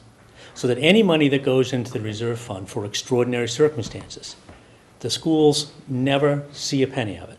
They never ask for a penny of it, partly because they do have the flexibility to change their budgets. If they have an unexpected expenditure, if they have a sped child who comes into the public schools in the middle of the year and it costs them an extra $30,000, they don't come to the warrant committee. That's a legitimate unexpected expense, but they don't do that. What they do is they make changes to their budget. And yes, that sometimes means they have to break a promise that they might have made at the beginning of the year to parents about whether they were going to continue this class or that class, or they may have to cut further into supplies and books and text and materials. But they do that. And so I think that when you put money into the reserve fund, you are saying you're going to put money into all the departments in the town except the schools. So I think giving them 33 and putting the balance into the reserve fund, which we know is going to end up on the non-school department budgets, is not a terrible approach to take. Okay. Is Steve abstaining, or do we need to read? Steve is abstaining. Okay. And so there we have it. Not a lot of talk about the Affordable Housing Trust. Nope. Not a lot of support, not a lot of support for throwing a token amount at the stabilization fund. Nope. And do we have a motion on the table? And there's a motion on the table. So, any further Michael? I just want to, I'm a huge fan of affordable housing. I just think that in the past, we've talked about things that you don't want to throw money at something if you don't know what it's going to be going for. So that's probably the only reason I'm not saying we should put more money for affordable housing. I'll go along with what Paul has to say, what we should do with this. Okay. That is all discussion? Okay. All in favor? 1, 2, 3, 4, 5, 6, 7, 8. All against? 3, and 1 abstention. Thank you very much. So, and I guess I get to write the pink slips. Okay. Yes. But they're not pink slips. They're the sorry. opposite. Have to make it a different The color, pink just so we pages, can. right there. Green slips. Remember the article, Ted? That's 13 Thank you. Article 13, is the, could I have a motion on Article 13 to vote no appropriation for medical I move that expense? we appropriate no No appropriation. money for Article 13. Second. All in favor? Thank you. That's unanimous. Don't need it. Nope. Okay. All right. There are 9 sets of minutes that I sent you at 4 o'clock this afternoon. All set, let's go. Right here. Oh, make the motion. Crazy. And Go ahead, Darrell. I actually kind of like the way it was handled last time. But it does, if you haven't had a chance to read it, we we could postpone it to some other time, like before town meeting on Monday. If you would prefer the chance to look them over and get back to me with any edits or anything like that. you So might Monday. do. Um, That makes sense. But if, on the other hand, you are comfortable with it, I would entertain a motion. Paul? Ted, I move that we approve all 9 meeting minutes as written by the people who were, given that the people who were attending at those meetings are going to vote on them. Second. Thank you. Any dis? Friendly amendment? Yes. Could we put the dates into that? February 24th, February 25th, March 2nd, March 4th, March 9th, March 11th, March 16th, March 18th, and April 8th. Correct. Accept the friendly amendment. I accept the friendly The amendment. person, does the person who seconded have had to been to those meetings, or can anybody second? Anybody can second. Anybody It's a second. motion. Okay. Steve? Counterpoint, I just think we should take the time to look at them and to take them up on Monday. Just my opinion. Okay, Sorry. Would you like to withdraw your motion? no. This is final vote. Okay. Well, Ted, are we sure we were all there? Does that preclude us from doing this? No, No. it's a blank. Look, if you guys want to wait till Monday, I mean, we can just vote, just on my motion, just turn it, vote on it, and it doesn't pass, and then Monday it is. Yeah, and that gives everybody a chance to look them over and I don't expect it'll take an hour on Monday. I think No. it'll be quick, but I Right. just do think that it seems as though most of us didn't read them, and approving them without having at least read them just seems like a bad idea. short turnaround time, and I apologize for that. I know you did. Doing the right thing. For Monday. Just want to listen. All right, I'll withdraw it, fine. Okay. Listen, Right. I have one more motion. Okay, so we'll try and approve the outstanding 9 sets of minutes. You won't get tonight's, I don't think, on Monday. Put it first on the agenda, and I'll move it as soon as you open the meeting. How's that? Okay. Sounds good. And if you find something questionable, by all means, let me know about it. We'll get it changed right on the spot. Okay, What time, Monday? yes. I'd like to, All right, can I preface the next item on the agenda for people who don't know okay, about things? I was just going Okay. We've had a lot of meetings, and we still have town meeting to get through. And usually, after town meeting, there's really not a lot to justify our getting together. There might be an occasional RFT. If you like, I can get you all down here to handle that. And then sort of right at the end of June, there might be a flurry of 3% transfers that we're entitled to vote on. Or you can authorize me to handle RFTs, reserve fund transfer requests, and 3% transfer requests. If I thought something was sufficiently wacky, I might call you in, but if you didn't have another warrant committee meeting, aside from perhaps a party, after town meeting, I don't know, would you miss it? Would you be complaining? I don't know. I think we could struggle through. yeah, we'd muddle Okay. through somehow. Yeah. So in order for the warrant committee to do its business, I need to be authorized to sign reserve fund transfers and 3% end of the year transfers. So we don't have to do it now if we want to come in and do it again. No. Anyway, dueling amendments. Steve? Mr. Chairman, given your intimate knowledge of the town's budget, I move that the committee authorize you to act on its behalf after town meeting on reserve fund transfers and the 3% transfers and other business as may. Second. Discussion? Discussion. Just for the viewers watching at home, this is something that's done regularly. This is not unusual. We do this every year, so. Does there need to be an end time on that? Until the end of the Oh. season. Till the end of the term of the Term ends this committee. year. Until the end of the To year. get revoted. June 30? June 30th, I mean, you can't have 3% transfer beyond that. Actually, I think there's a little, is there a little Window? overlap, look There's back accounts period? payable period, but there's no moving around after. I don't know. I would, if anybody asked me to do anything beyond June 30th, I would question it. We then need to be reconvened at some point within the first 10 days of July, I think. Start the new Bill? committee cycle. My only concern would be if we receive a substantial overtime request from the fire department. This committee made itself, I think, fairly strongly heard about how we felt about that.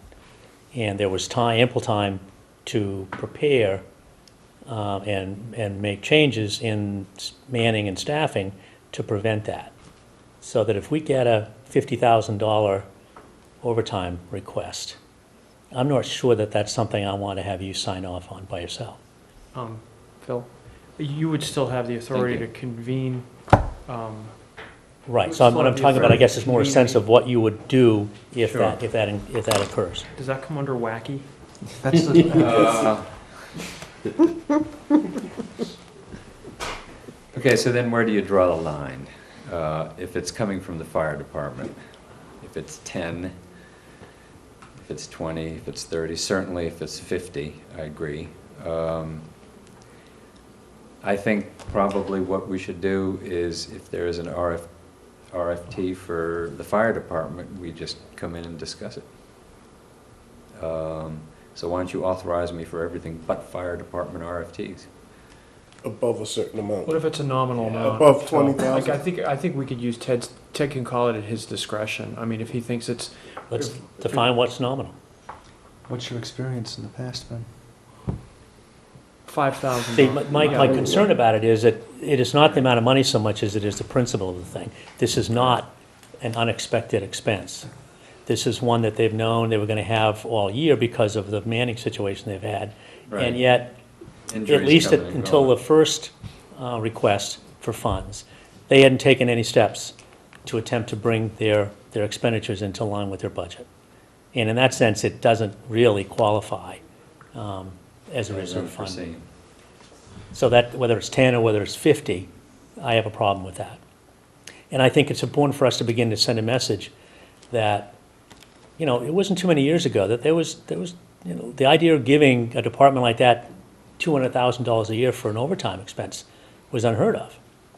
They might end up having overtime expenses, but it was not given to them as a budget that they were expected to be able to spend.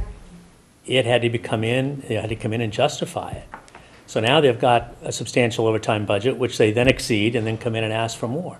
So I think it's important to send a message about that.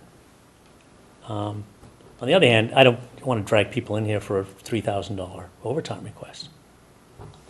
The other thing to do is to notify us if you get a request from them and what the amount is, send out an email, and then get a sense of the committee, one-on-one phone conversations, or have the committee members individually call you and tell you how they feel Right, you about it. can't hit reply all. Right. Nobody hit reply all if I send something out. We would all have to call or we'd have to all, the best thing would be we'd individually call you and tell you what we think. Right. Richard? I just have a question. So, let's say we do get one in for $30,000, and we all came in here. Would we say no? We could. The Board of Selectmen might already have said yes. Sounds like an exercise just to come in here and Okay. say yes. The Board of Selectmen may already have said yes by the time we see it. Oh, they will have. Right. So yeah. usually what happens is we remember this for the next time. Yeah. You know, we talk about their budgets and we bring it up at that point and do our due diligence. But I agree with you. But if we're just going to come in just to say yes. We've already talked about their budget for next year. I mean, you're going to wait another year to talk about it? No, I know. But what I'm saying is, this could be just a futile attempt to just get us all in here and say yes because we have to. We don't have to.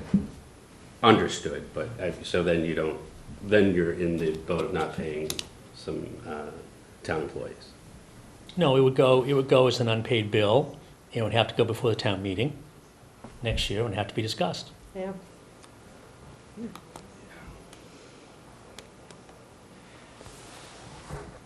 When I get an RFT from the fire department, or when and if, I will let you know whether it's 3,000 or 30,000. And we can decide collectively, or I will decide based on your feedback whether or not we think it's an amount that we ought to address. Okay? So Steve, do you accept that as a friendly amendment to your motion? Oh, boy, that's a tough It's amendment to not really write. an amendment. We're agreeing that, to the, in principle. We're accepting his Gentlemen. Yeah. his word of Gentlemen's honor. There's a few women. Not an amendment, it's just what we expect, that's all. It's not even an amendment, it's just what we're expecting, I understand. diligent, anyway, so. Okay. This is vote standard amendment. Did he get a second? Yes. Yes. Yeah. Who was the second? Okay, so, all in favor? Thank you. All right. Now,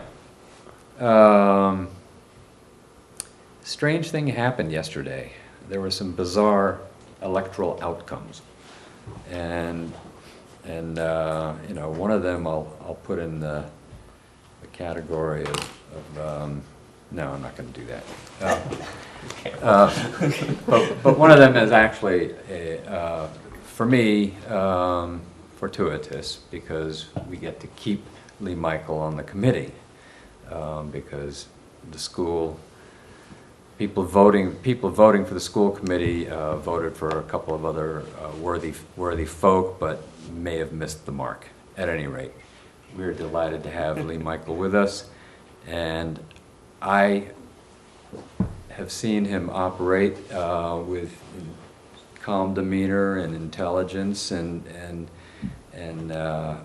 primarily he has agreed to be nominated. So I would certainly like to nominate him for secretary, because we're losing Paul tomorrow, right? Yeah, in about Midnight. 18 hours. Midnight. Will no Second longer the be a nomination. resident. So I just want to say I'm looking forward to working with Lee Michael in any capacity. I think most likely, I don't know what's going to happen. We're going to discuss it. You staying? I will stay. I will stay as chair or as a committee member, and I will and will pass the baton either at the end of next year, or the middle of next year, or just before budget season, or immediately after fall town meeting, or whatever ends up being amenable to the both of us.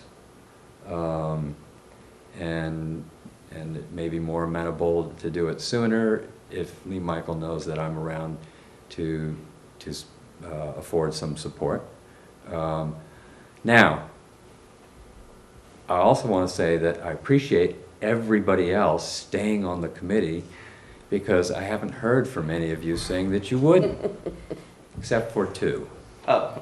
Okay, that are sitting on the fence. So we'll have to beat them about the head and shoulders. But You're going to keep that information to yourself, so we can't work on those people right. over the summer to that's right. convince them to Not stay? fair. Wouldn't be fair. Anyway, so yeah, I would, we still have to get through town meeting, and that could be interesting. I still have to get through my 5 minutes of fame at the beginning of the deal on Monday, when I tell the town where we stand. And I've got to really think about this, because the charts that have been handed out in previous, that have been developed in previous years, they're not dramatic. There is some information out there. For instance, I hope you all visited Phil's blog. There is some information out there that really shows, how Milton might be a little different than some of its peers.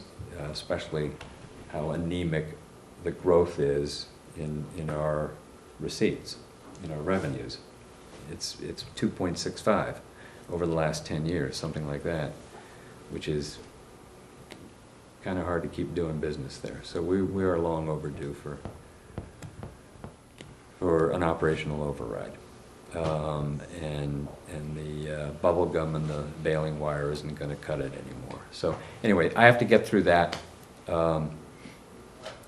But you know, I would look forward to working with everybody next year, and really appreciate the support you've shown me this year. So at any rate, that's a long-winded way of saying, any more discussion? We have a second. All in favor? Terrific. Thanks. Thank you, everyone. Appreciate it. All right. All right, yeah. That void in my schedule filled in rather quickly. Yeah, I saw the opening. Anyway, so town meeting, that was the next item, and I just discussed it. But at town meeting, presumably we won't get an amendment shoved at us for Article 48. But there are wacky things that will come up, and amendments that on which we'll have to vote. And generally, we've been passing the pad of paper around the table, and we can always, if there's something really convoluted or screwed up, we can request a break to go discuss it. The rest of town meeting might not like it, but we could do it if it was, if that was it. Other than that, we will need to get together before town meeting, especially on Monday, because we'll have some resolution on Article 47. We do not have to vote. We do not have to vote in lockstep with planning board's recommendation. We can vote whatever we want. They can add an amendment if they, on the floor of town meeting, for a moratorium if they choose. So we don't have to bend over backwards for them on that score if we don't believe that that's what we should do. But we'll see what they say. And we'll also have to deal with potentially the switch of funds for the supplemental reserve and next year's reserve for the demolition funds. So I'm going to suggest 6:45 for Monday, and we'll post an agenda, and I'll just say discuss town meeting. And the location. And the location, it'll be in the lounge downstairs. It'll be in the lounge downstairs, where we were in the fall, if everybody remembers where that is. And I don't know, any other observations or questions about this year's town meeting? Okay, I think we need to take a pool on how many nights. Monday, Tuesday, Wednesday, Monday, Tuesday, Thursday, or Monday, Tuesday, Thursday? Thursday, Monday. I think Monday. I say Thursday. Thursday. Let's be optimistic. I'm gonna say 3 days. Thursday. 3 I days. don't think so. Two. We can do it. What an optimist, what an optimist. There's no crazy articles. Yeah. Are there commas in these things? I'm meeting tomorrow with council and the moderator to go through the warrant, just to make sure we know which articles are 2/3 votes and which are simple majorities and stuff like that.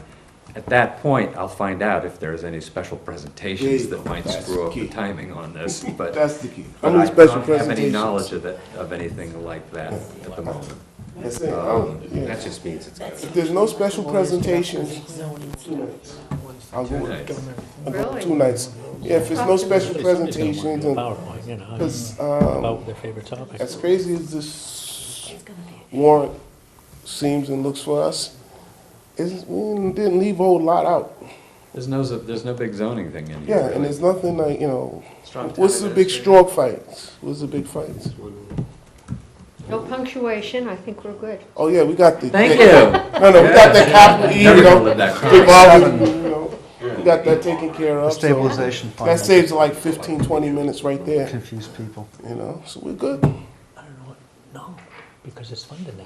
Did we already acknowledge our Oh, it's just- outgoing secretary? $500,000 funding maybe. That's right. No, we haven't Extra money, sorry. officially. I hope to do so later on, and I think I may have mentioned a comment here or there. But I gotta tell you, I would not have gotten through this year without Paul's humor and ear, you know, really. I mean, you need to have somebody to vent at, so, anyway, Paul, it's been very important for me, and I appreciate it greatly. It's No been problem. really great, so. Except my wife was wondering why I was on the phone all the time. No excuses now. Paul, Right. in honor of your last meeting here with us, fulfill your role, sir. Motion to adjourn? Seconded. All in favor? Great. Oh, I forgot discussion. All right, thanks very much. We'll see you.